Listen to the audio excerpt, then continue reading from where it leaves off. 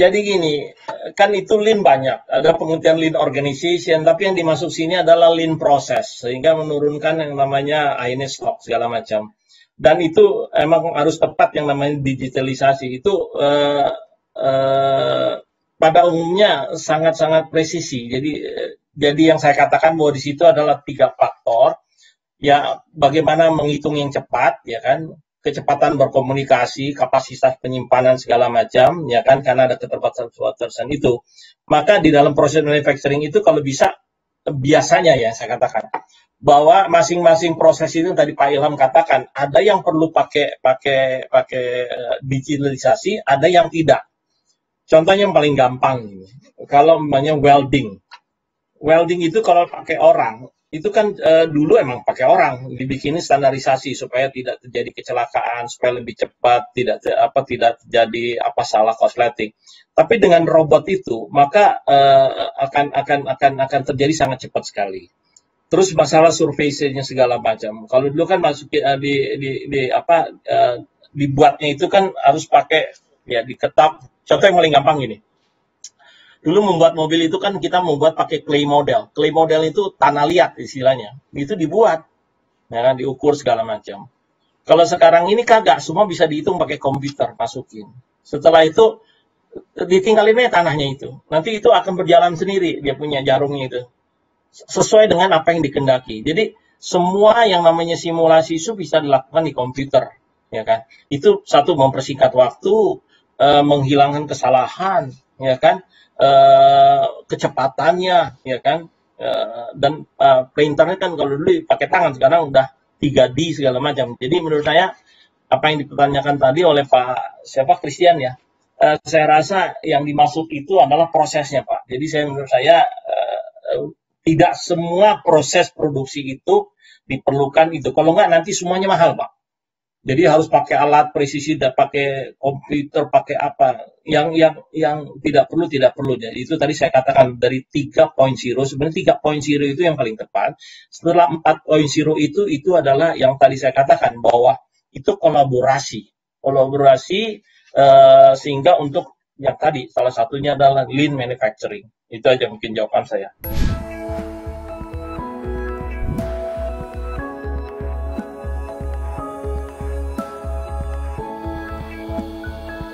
Kalau menurut saya serangan cyber itu boleh dikatakan adalah hal yang harus kita hadapi. Apapun yang kita lakukan pasti selalu akan, maksudnya untuk teknologi apapun ya, jadi bisa untuk teknologi digital atau teknologi berikutnya, selalu ada yang menyalahgunakan. Jadi tapi benar memang adanya informasi yang atau akses kepada informasi yang berlebih yang bisa menyebabkan banyak informasi itu disalahgunakan, dan memang perlu dibendung apa itu informasi privat atau juga informasi yang sensitif yang bersifat umum. Saya kira itu benar dan harus kita hadapi ya. Tapi saya pribadi lihat bahwa saya manfaat daripada dunia digital ini jauh lebih besar daripada mudaratnya. Jadi marilah kita mendukung atau membendung data kita yang bersifat pribadi atau juga data umum yang sensitif. Tapi banyakkan data sebetulnya ya kalau saya lihat ya yang ada. Karena ini kan serangan cyber itu kan biasanya dia hacking ini kan terjadi untuk memperoleh data gitu ya. Tapi banyak kalau kita punya data dalam jumlah banyak, sebetulnya ada gerakan yang seolah itu melawan tren, yaitu adalah, tapi bukan lawan tren, tapi bukannya ke depan kita harus memakin memproteksi data, tapi ada yang justru membuka data itu untuk semuanya. Itu adalah gerakan open data. Misalnya apa? Kalau data-data yang ada ya seperti cuaca atau keadaan lalu lintas atau tanah dari segi kesuburan dan sebagainya, itu kalau itu dibuka siapapun bisa menggunakannya, itu justru akan memberi insentif bagi orang untuk berinovasi. Jadi gerakan open data atau open data itu dengan adanya open government itu mestinya sebetulnya merupakan satu peluang bagaimana kita mencari solusi terhadap masalah tantangan yang kita hadapi saat ini. Jadi ada macam keinginan kita untuk memproduksi data sebanyak mungkin atau sebaik mungkin, tapi di lain pihak ada juga manfaatnya data-data tertentu, tentunya tidak semua data, kita bisa membuka kepada umum sehingga bisa digunakan sebagai basis untuk berinovasi. Tadi penanya juga menanyakan mengenai apa yang sebetulnya menjadi yang paling kritis. Buat saya bukan soal data, tapi soal kenyataan bahwasanya akan adanya perubahan yang besar sekali mengenai dunia kerja.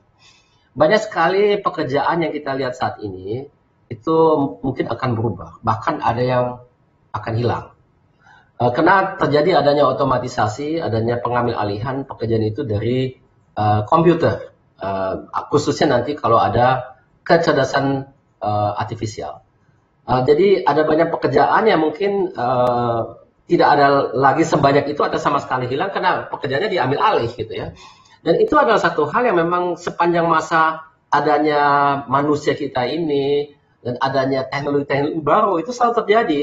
Beberapa ratus tahun yang lalu waktu ada mesin cetak buku datang, banyak orang kehilangan pekerjaan. Karena dulu kalau kita mau beli buku itu dikopi dengan tangan, dengan tulisan tangan, dan membuat buku itu mahal sehingga dengan adanya mesin cetak itu menjadi murah, banyak orang yang bisa membeli buku, menjadi pintar, tapi banyak orang juga yang kehilangan pekerjaan.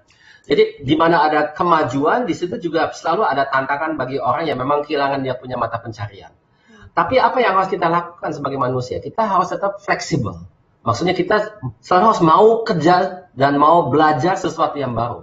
Jadi ini adalah kita memang harus mengikuti zaman ya. Tidak bisa kita menyatakan kita bisa keras. Ini pekerjaan saya hilang, saya minta teknologi itu dilarang. Tidak mungkin.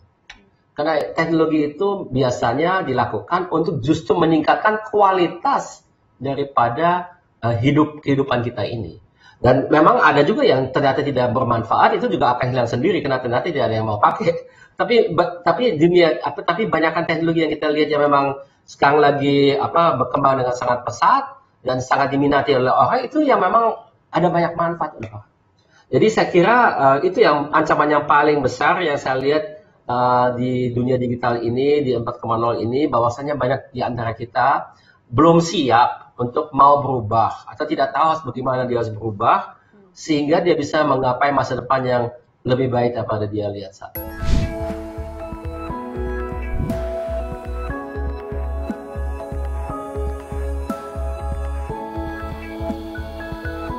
Jadi bagaimana supaya kita bisa menembus ke pasar internasional, tadi pertanyaannya, dan dikhususkan bagi generasi milenial. Menurut saya sih ini berlaku untuk semua generasi. Tadi kita banyak bicara mengenai dari kapabilitas ya, dari sumber daya manusia. Menurut saya kita perlu memastikan bahwa sumber daya manusia kita itu di semua bagian perusahaan, jadi tidak selalu ini menjadi tugasnya tim IT, mempunyai digital literacy.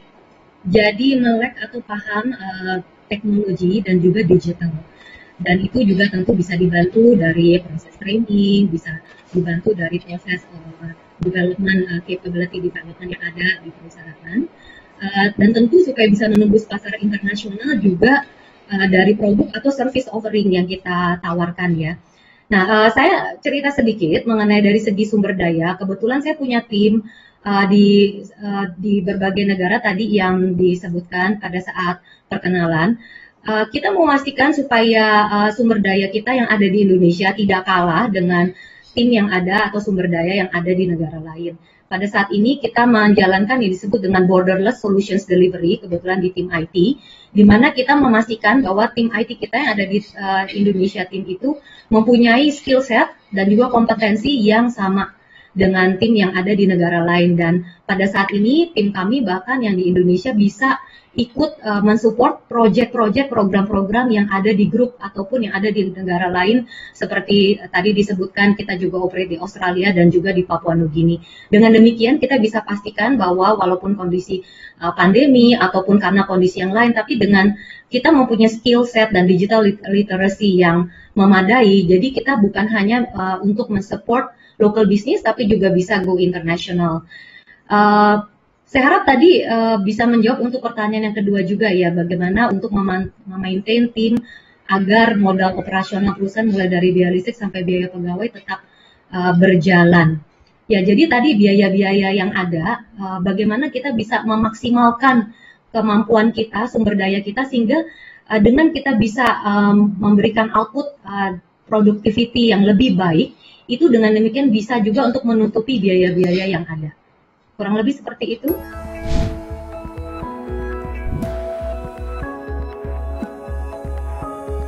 Jadi sistem security yang ada di solusi Indosat Ooredoo kami desain menyeluruh dari layer sensing, komunikasi antara mesin dan gateway, layer communication, sampai dengan layer application. Tiap-tiap data yang dikirim masing-masing layer tersebut sudah diproteksi melalui enkripsi yang menjamin keamanan. Tentunya kami juga memiliki beberapa solusi cyber security, baik solusi on-premise maupun solusi cloud-based, jadi hybrid. Dan kami juga bekerja sama dengan global cloud provider seperti AWS, Google, dan Alibaba seperti itu. Jadi insya Allah kita siap untuk security di cyber ini.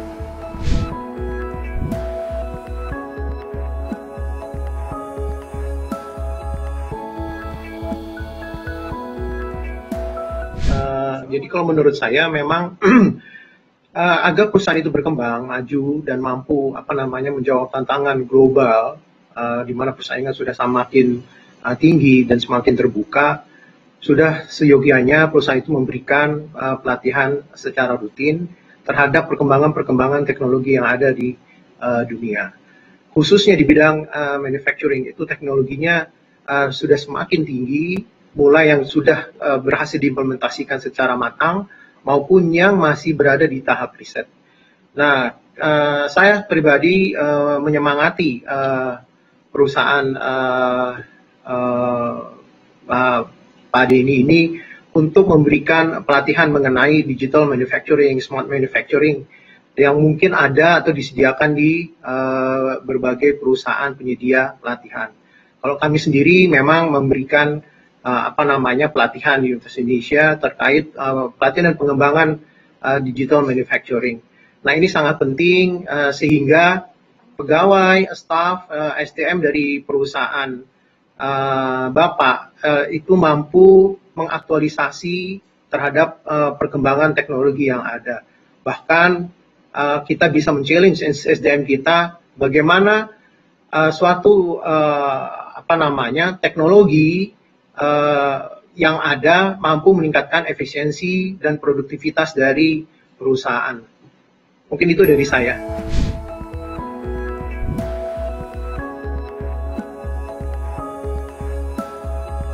Jasa Smart Manufacturing, kita coba usung konsep itu untuk bisa memberikan solusi, khususnya kita sebut Smart Productivity Solution. Itu di situ kita bisa mengintegrasikan semua informasi yang dibutuhkan oleh manajemen dalam pengambilan keputusan, khususnya keputusan di operasional di manufacturing. Dengan itu tentunya di ujung ya yang diharapkan adalah peningkatan produktivitas, efisiensi, dan juga pada ujungnya profit. Di situ kita coba integrasikan, dan fungsi-fungsi utamanya adalah tentunya seperti yang tadi disampaikan ya oleh kawan-kawan, bagaimana bisa mengcapture informasi dari floor ya. Jadi IoT yang kita siapkan insya Allah machine agnostic. Jadi tidak tergantung dari alat yang digunakan. Kemudian kita juga siapkan features real time monitoring yang tentunya juga dikemas dalam dashboard yang customized ya, dan juga mudah untuk diamati dan juga dilihat tentunya.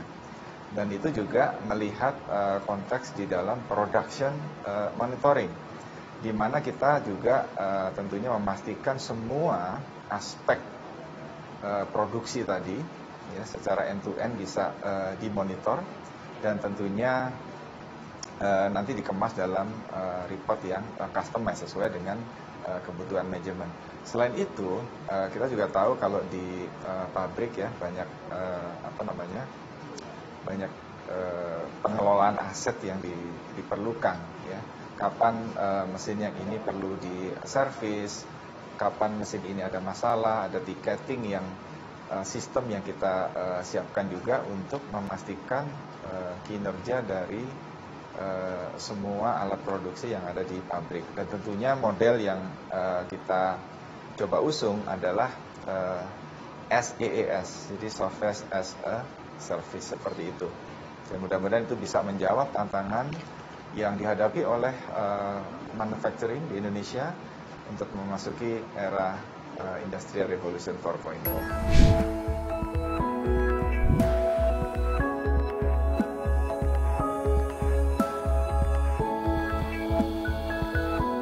Kalau dari pengamatan kami ya, memang masih sangat sedikit dari UMKM yang bergerak di bidang manufaktur yang memanfaatkan smart manufacturing, karena memang mungkin mereka belum aware terhadap teknologi tersebut. Bisa karena kesibukan di dalam proses bisnisnya mereka sendiri, ataupun ada anggapan bahwa hal itu terlalu complicated. Padahal dengan menerapkan smart manufacturing atau digital manufacturing lah sebagai tahapan awal, kita dapat mengurangi begitu banyak pengeluaran atau operasional yang mungkin kita keluarkan bila kita melakukan secara manual. Sebagai contoh katakanlah ya, bila kita memproses suatu desain ini bisa kita review dengan menggunakan dalam suatu sistem smart manufacturing secara otomatis, sehingga desain tersebut dapat teroptimasi, terverifikasi lebih baik. Setelah itu, dengan smart manufacturing yang ada sekarang di contoh katakanlah di Instant Factory, kita dapat dengan cepat mencari supplier, vendor dari produk-produk, dari part-part dari produk yang mungkin kita kembangkan di UMKM tersebut kembangkan. Kemudian secara digital kita bisa mengirim desain yang kita butuhkan terhadap supplier tersebut, kemudian dilakukan komunikasi antara perusahaan kita dengan supplier atau calon supplier, kemudian kita lakukan negosiasi, semuanya dilakukan secara digital. Nah, proses-proses ini bisa dapat dicapai dengan sangat cepat. Jadi yang dulu kita harus bertransportasi atau melakukan negosiasi secara langsung tatap muka, itu bisa hilang sama sekali. Sehingga banyak faktor-faktor atau biaya-biaya yang seharusnya kita keluarkan menjadi hilang sama sekali. Karena itu kami sangat menyemangati, mengencourage adanya awareness dari perusahaan-perusahaan UMKM agar mereka dapat sesegera mungkin secara bertahap menerapkan digital manufacturing.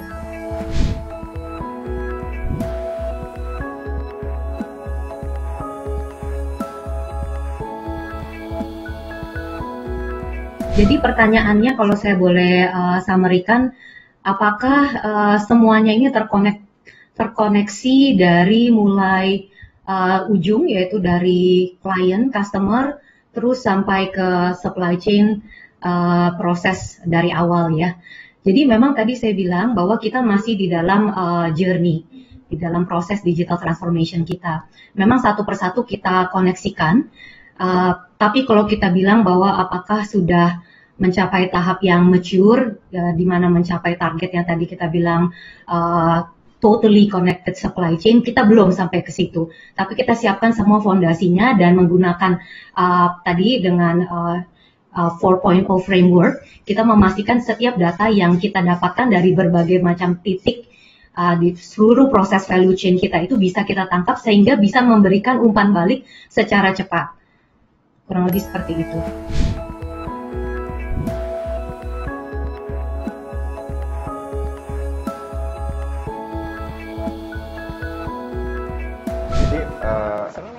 tingkat efisiensi dan efektivitas yang bisa dicapai tadi tentunya bervariasi ya.